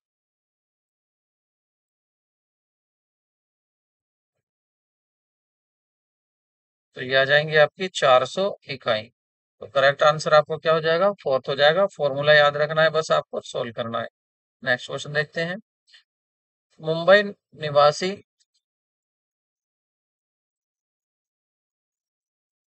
मुंबई निवासी ए को प्रतिमाह 10,000 रुपए वेतन से मिलते हैं और प्रतिमाह 3,000 रुपए का मकान किराया भत्ता मिलता है। उन्होंने प्रतिमाह 4,000 रुपए का किराया चुकाया। कर योग्य मकान किराया भत्ता होगा। तो सिंपल है। कितना होगा आपका? 12,000 इंटू 3 मतलब आपका 36,000 होगा। क्या होगा आपका यहाँ पर? 36,000। 36,000, 36 है फर्स्ट ऑप्शन जो है ये आपका 36 है। 36,000 होगा। नेक्स्ट क्वेश्चन देखते हैं। आयकर अधिनियम 1961 के अनुसार एक भारतीय नागरिक अथवा भारतीय मूल का व्यक्ति जो विदेश में है गत वर्ष में भारत आता है वह निवासी स्तर पर प्राप्त कर सकता है। भारत में रहा हो, 60 दिन रहा हो, 90 दिन रहा हो, 150 दिन रहा हो या 182 दिन रहा हो। तो सही होगा कि 182 दिन रहा हो। नेक्स्ट क्वेश्चन देखते हैं। Debt equity ratio is an important tool to gain of idea about the financial soundness of the company। ऋण क्षमता अनुपात किसी कंपनी को वित्तीय सुदृढ़ता का ज्ञान प्राप्त करने के लिए एक महत्वपूर्ण उपकरण है। बात तो सही है, उपकरण है, बिल्कुल सही उपकरण है। दूसरा, किसी निवेशक के लिए किसी कंपनी में निवेश निवेश करने या न करने का निर्णय लेने के लिए ऋण क्षमतानुपात एकमात्र मार्गदर्शक होता है? नहीं, एकमात्र यही नहीं होता, ये गलत कह रहे हैं। इसका मतलब ए सही है किंतु बी गलत है, तो ऑप्शन सी सही होगा। केंद्रीय सांख्यिकी संगठन की स्थापना कब हुई थी? सही आंसर होगा आपका 51। लेकिन कौन सा 51? 2 मई, 2 मई 51 को 1951 को हुई थी। निम्न में कौन सा सही है? व्यापार उद्योग का एक अंग है, वाणिज्य व्यापार का एक अंग है, वाणिज्य व्यवसाय का एक अंग है, उद्योग वाणिज्य का एक अंग है। तो देखिए, मैंने आपको पिछले उसमें भी बताया था कि बिजनेस के पार्ट बताए थे टोटल। तो जो मैंने पार्ट पीछे बताए थे उसके आधार पर क्या होगा? वाणिज्य व्यवसाय का एक अंग है। अगर मेरे आपने प्रीवियस पहले पेपर नहीं देखे हैं, आप उनको जरूर देखें, क्योंकि उनमें मैंने कुछ डिटेल में भी इनको आपको बताया है। जैसे 2010 वाला भी देखेंगे, वो भी डिटेल में बताया है। लेकिन अब क्या है, अब तो यह है कि इस टाइम रिवीजन का काम भी ज्यादा है, और मैं चाहता हूँ कि आप एक बार जल्दी से, टाइम ज्यादा ना वेस्ट होते हुए, आप एक बार इनको देख लें प्रीवियस पेपर को। उसके बाद अगर आप पर आता है बहुत अच्छी बात है, लेकिन अगर आपको सीखना है तो इसके लिए हम जल्दी ही क्या शुरू करने वाले हैं? जल्दी ही मॉक टेस्ट शुरू करने वाले हैं, जिसमें हम डिटेल में चीजों को सीखेंगे। नेक्स्ट देखते हैं। संयुक्त स्कंद वाली कंपनी का पंजीयन कराना ऐच्छिक होता है, सार्वजनिक के लिए अनिवार्य किंतु निजी के लिए ऐच्छिक होता है। अंशों द्वारा सीमित दायित्व वाली कंपनी के लिए अनिवार्य किंतु गारंटी द्वारा सीमित कंपनियों के लिए ऐच्छिक होता है या अनिवार्य होता है? तो ये अनिवार्य होता है, संयुक्त जॉइंट स्टॉक कंपनी का रजिस्ट्रेशन कराना। ठीक है, नेक्स्ट क्वेश्चन देखते हैं।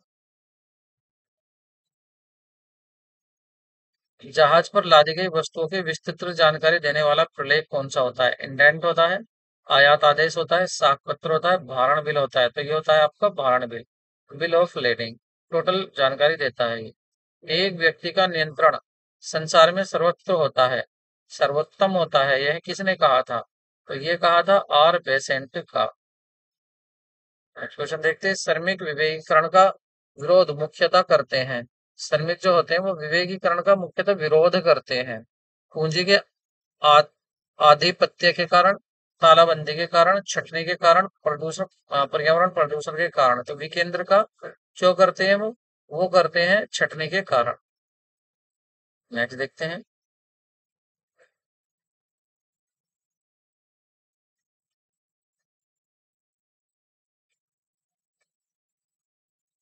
एक साझेदारी का विघटन कब होना चाहिए? किसी साझेदारी के दुर्व्यवहार पर, किसी साझेदार के दुर्व्यवहार पर होना चाहिए, किसी साझेदार के अस्वस्थ मस्तिष्क हो जाने पर होना चाहिए, व्यवसाय में घाटा होने पर होना चाहिए, किसी साझेदार की अनुपस्थिति होने पर होना चाहिए। तो सही ऑप्शन होगा आपका दूसरा। अगर कोई अस्वस्थ हो जाता है, पागल दिवाली या पागल हो जाता है कोई साझेदार, तो साझेदारी का साझेदारी का विघटन किया जा सकता है, बंद किया जा सकता है। भारत में व्यवसायिक संगठन के स्वरूप की अधिकतम संख्या है। तो अधिकतम संख्या किसकी है? सरकारी की है। कंपनी की साझेदारी एकल व्यापार की, तो सबसे ज्यादा जो संख्या है वो है एकल व्यापार की, और सबसे पुराना भी यही है। ये भी क्वेश्चन पूछा जा चुका है।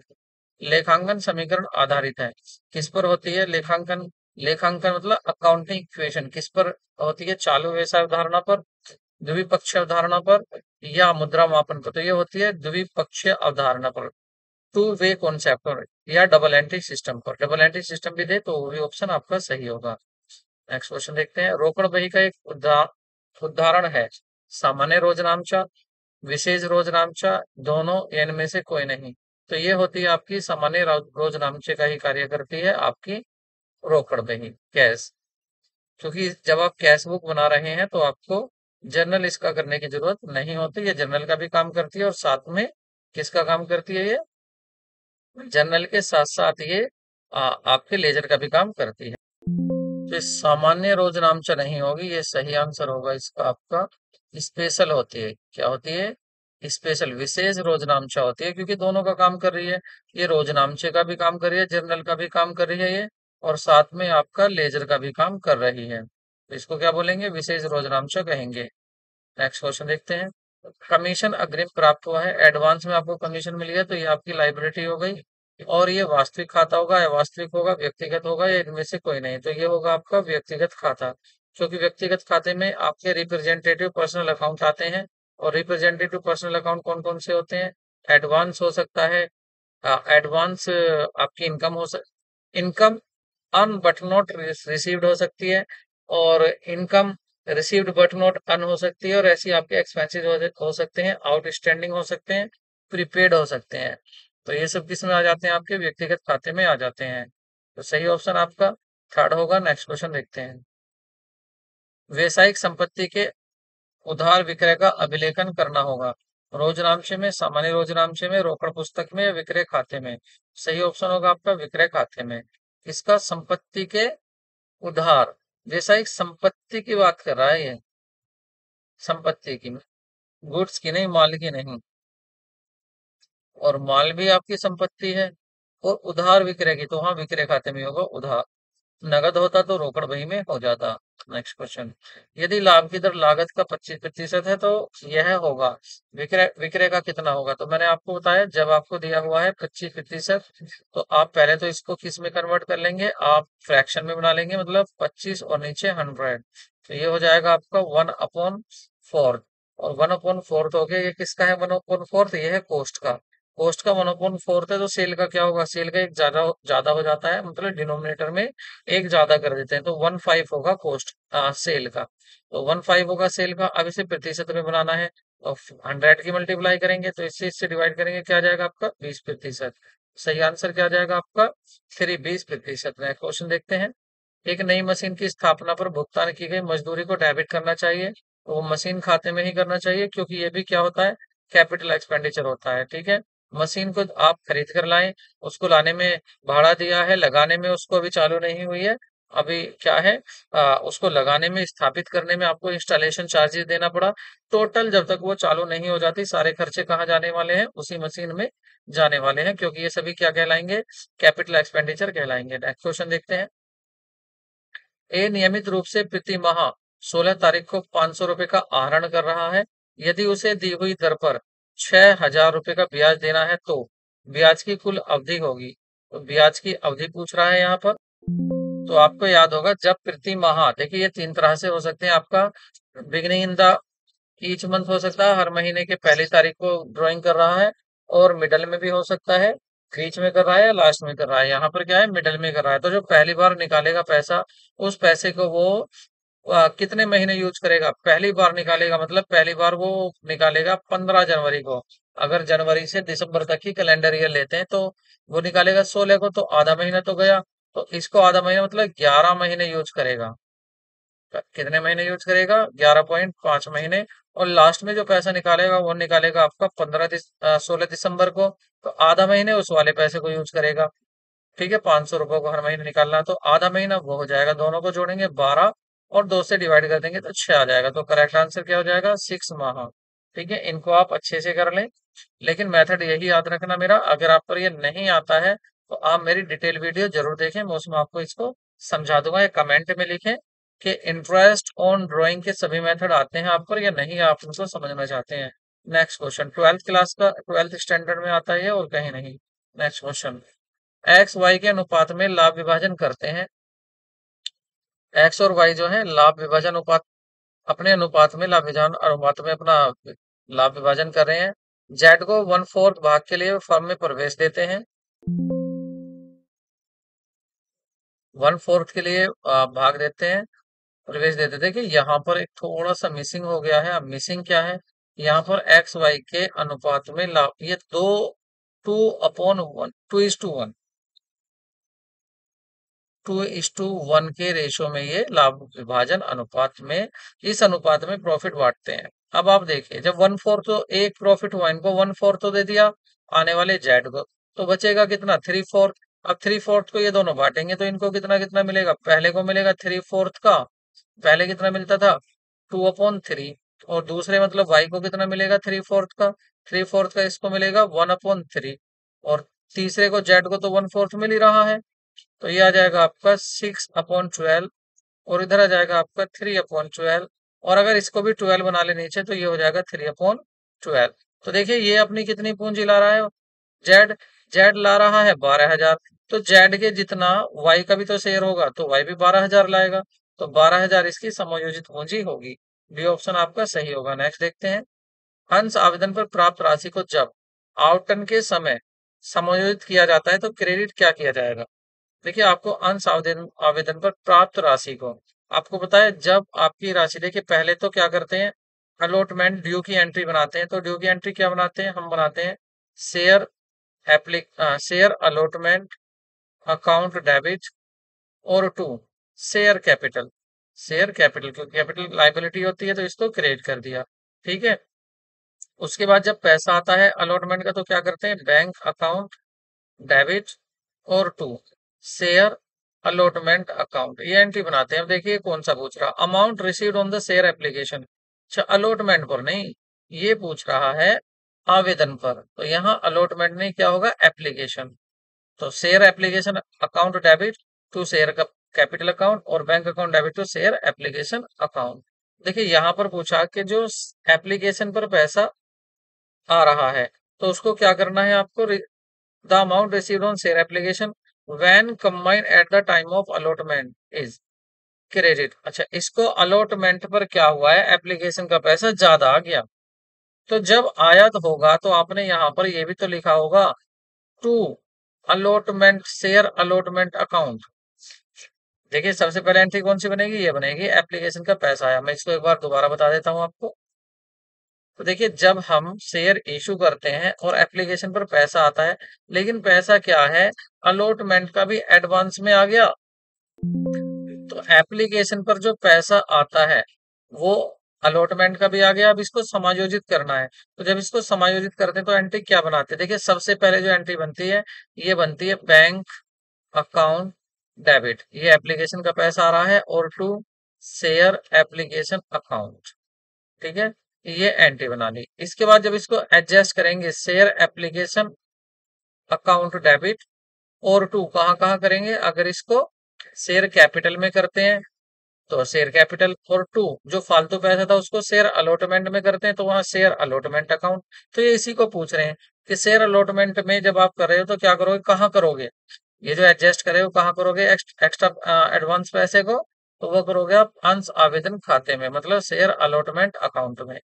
नेक्स्ट क्वेश्चन देखते हैं, विनियोग की वसूली के पश्चात सिंकिंग फंड विनियोजित खाते का शेष हस्तांतरण हस्तांतरण किया जाता है, ट्रांसफर किया जाता है जब realisation of investment, the balance of sinking fund investment कहां पर ट्रांसफर किया जाता है, प्रॉफिट एंड लॉस अकाउंट में किया जाता है।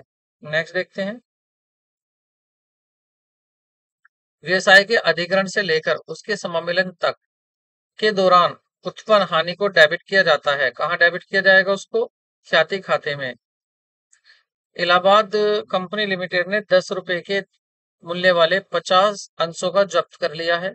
इन पर 6 रुपए अंश प्रति भुगतान प्राप्त हो चुका था, 6 रुपए मिल चुके थे इन पर।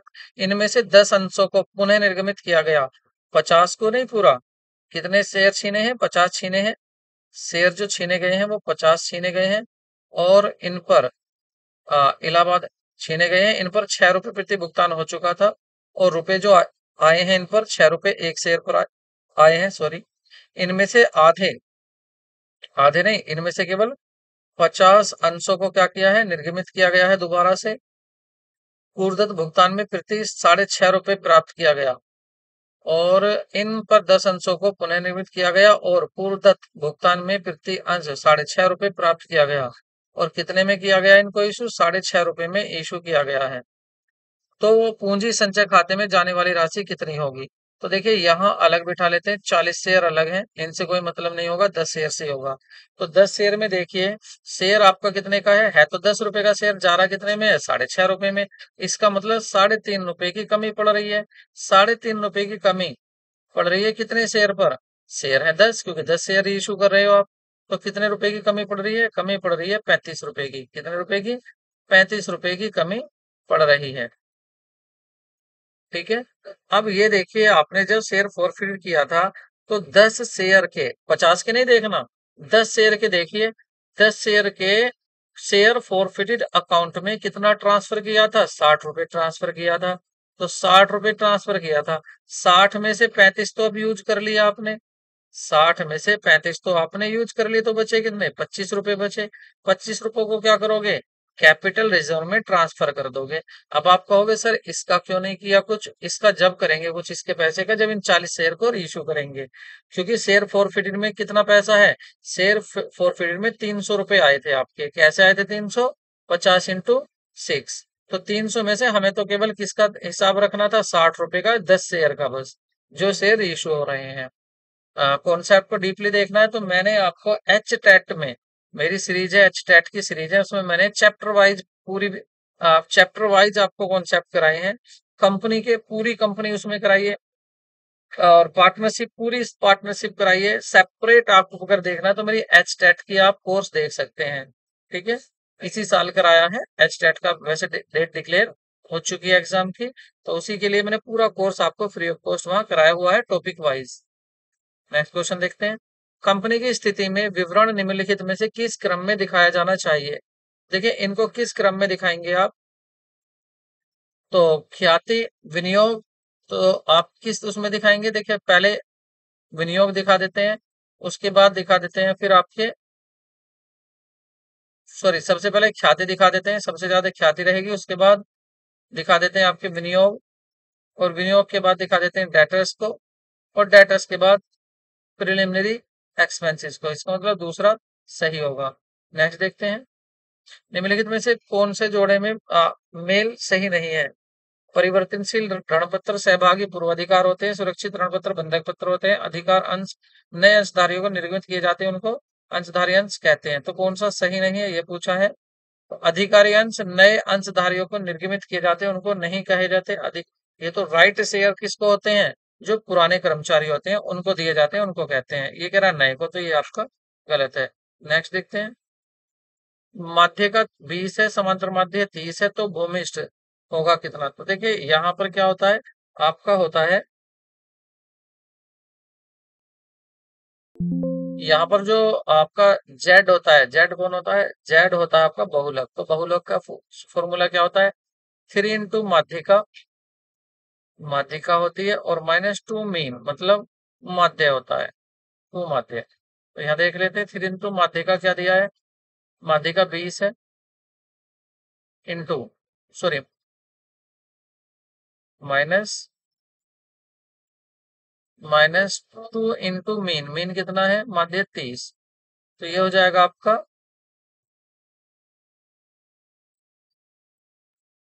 मध्य का मीडियन कितनी है?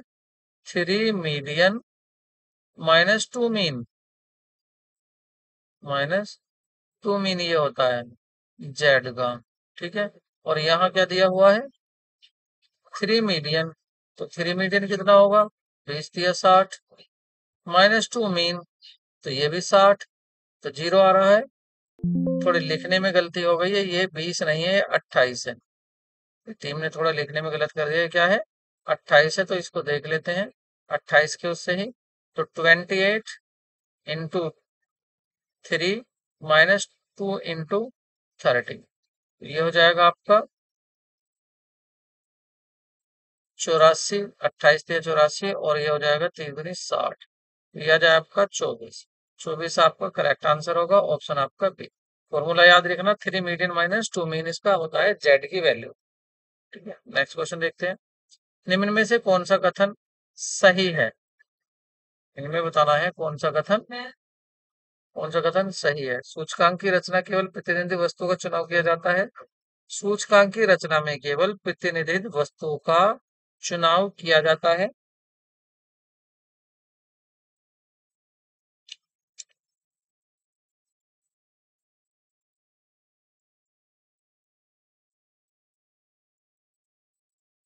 पूछा सही कौन सा है, ये तो सही कह रहा है। यदि गेहूं का भाव 50% बढ़ता है और नमक के भाव में 50% की कम हो जाता है, तो उपभोक्ता मूल्य सूचकांक अपरिवर्तित रहेगा।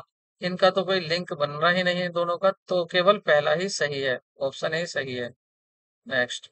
एक्स वाई दो चरों में सहसंबंध गुणांक यह क्या है? उच्च स्तर का धनात्मक है, तो ये है आपका मध्य स्तर का धनात्मक सहसंबंध। ठीक है, मध्य स्तर का है। ठीक है, उच्च स्तर का कब होता है? जब +1 होता। एक कॉलोनी में 1000 व्यक्ति रहते हैं, जिनमें शिक्षित लोगों 450, रोजगार प्राप्त लोगों की संख्या 300 है। 1000 व्यक्ति रहते हैं, जिनमें शिक्षित लोगों की संख्या 450 एवं रोजगार प्राप्तों की 300 है। रोजगार प्राप्त करने में 160 शिक्षित हैं, तो कॉलोनी में अशिक्षित बेरोजगार कितने हैं? ये तो एक सांख्यिकी का मतलब मैथमेटिक्स का दे दिया है, तो इसका आंसर आप सोल्व कर लेना, इसका 410 होगा। नेक्स्ट क्वेश्चन देखते हैं। 500 छात्र आ, यादृच्छिक रूप से चुने गए हैं, जिनमें 190 विवाहित थे। विवाहित विद्यार्थियों में 90 उत्तीर्ण हुए और अविवाहित में 110 अनुत्तीर्ण हुए। तो अनुत्तीर्ण विद्यार्थियों की संख्या कितनी होगी? ऑप्शन होगा 200। नेक्स्ट, भारत में निवासी किसी व्यक्ति द्वारा विदेशी कंपनी से लाभांश प्राप्त करने पर कर निर्धारण वर्ष 2005-6 में कर दायित्व होगा। तो कर दायित्व भारत में निवासी को चुकाना होगा। एक कंपनी हो सकती है भारत में निवासी, भारत में साधारण निवासी, भारत में असाधारण निवासी या उपयुक्त सभी। तो भारत में कंपनी केवल निवासी हो सकती है। यह सहसंबंध गुणांक का मान शून्य हो तो दोनों प्रतिगमन रेखाएं कैसी होंगी? वो होंगी एक दूसरे के लंबवत। निम्न में कौन सा संबंध सही है? तो देखिए, अर्थमेटिक मीन, हरात्मक मीन क्या होता है? ये होता है कि arithmetic mean, sorry, geometric mean, गुणोत्तर माध्य क्या होता है कि आप अर्थमेटिक मीन और हार्मोनिक मीन का अंडर रूट निकालेंगे तो ये आता है। समय उत्क्रम्यता परीक्षण पूर्ण हो जाता है जब, कब हो जाता है? जब P01 into P10 is equal to 1 हो जाता है। यदि 2,50,000 रुपए के अधिमान अंशों का विमोचन करना है तो उसके लिए 10 रुपए वाले 12,500 समता अंश 10% बट्टे पर निर्मित किए जाते हैं, तो पूंजी विमोचन कोष में स्थानांतरित राशि होगी। तो सही आंसर होगा आपका सी 3। और ये ऑप्शन है, ये है 1,37,500। निम्नलिखित मदों में से डेबिट शेष होगा, तो डेबिट शेष किसका होगा? पूर्वदत्त बीमा का, क्योंकि ये आपकी क्या बन गई? ये आपकी एसेट बन गई है। एडवांस में किसी को दे दिया आपने तो वो एसेट बन गई। परिचालन निष्पादन का सर्वश्रेष्ठ मापन प्रत्यय की दर होती है, तो ये होती है विनियोजित शुद्ध पूंजी पर, नेट कैपिटल एम्प्लॉयड पर। उपार्जित व प्राप्त आय का फलित होता है, ये होता है संपत्ति में वृद्धि व पूंजी में वृद्धि पर। उपभोक्ता संतुलन के लिए क्या आवश्यक है? तो उपभोक्ता संतुलन के लिए आवश्यक है कि आपकी MUX और MUY ये, सॉरी, ये इक्वल होनी चाहिए। क्या होनी चाहिए? इक्वल होनी चाहिए किसके? PX अपॉन PY के। यदि Y की कीमतें बढ़ती हैं तथा X की कीमतें समान रहती हैं तो ऐसी स्थिति में X की मांग बढ़ेगी। तो ये कैसी वस्तुएं होंगी? तो ये होंगी स्थापन वस्तुएं होंगी। नेक्स्ट क्वेश्चन देखते हैं। जब मांग का नियम क्रियाशील होता है, तो जब मांग का नियम क्रियाशील होता है तब क्या होता है? मांग वक्र नीचे की ओर गिरता वक्र होता है। ऑप्शन आपका 3 सही होगा। नेक्स्ट देखते हैं। यदि मांग पूर्ण बेरोजगार है तो कीमत 15% की वृद्धि होने पर वस्तु की मांग में कितनी प्रतिशत की वृद्धि हो जाएगी? पूर्ण बेरोजगार है तो कोई वृद्धि नहीं होगी, क्योंकि लोज तो उसमें है ही ना, बेरोजगार है तो उसका कोई फर्क इस पर नहीं पड़ने वाला है। नेक्स्ट देखते हैं। आधुनिक अर्थशास्त्र के अनुसार उत्पत्ति ह्रास नियम उस बिंदु पर लागू होना शुरू हो जाता है जहां पर परिवर्तनशील साधन का औसत उत्पादन घटने लगता है। निम्नलिखित में कौन सा सही है ये बताना है। तटस्थता वर्ग विश्लेषण उपयोगिता के विचार को अस्वीकार नहीं करता है। तटस्थ वक्र रेखा का ढाल सीमांत प्रतिस्थापन को दर नहीं बनाता है। तटस्थ वक्र विश्लेषण उपयोगिता के विचार को अस्वीकार करता है, ठीक है। तटस्थ वक्र रेखा का सीमांत प्रतिस्थापन को दर नहीं करता है, नहीं। कीमत रेखा तटस्थता के विश्लेषण में महत्वपूर्ण यंत्रीय बाध्य कार्य नहीं करती है। कूट को चुनना है। केवल आपका डी सही है, यहाँ ए कथन यहाँ सही है। नेक्स्ट देखते हैं।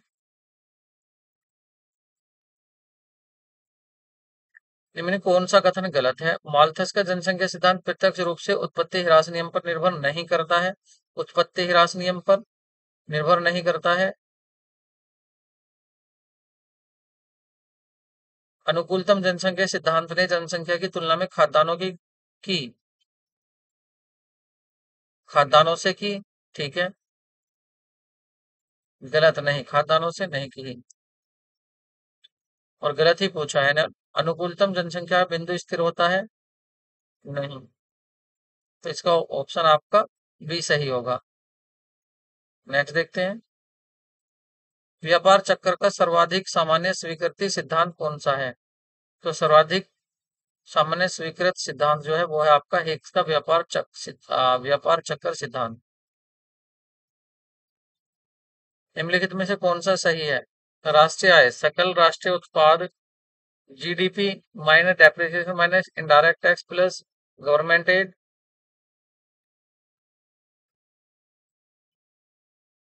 राष्ट्रीय आय लागत, मजदूरी, वेतन तथा लाभ, rent, wages, salary, rent, profit, ये भी हो सकता है। औसत परिवर्तन, कुल परिवर्तन लागत, उत्पादन।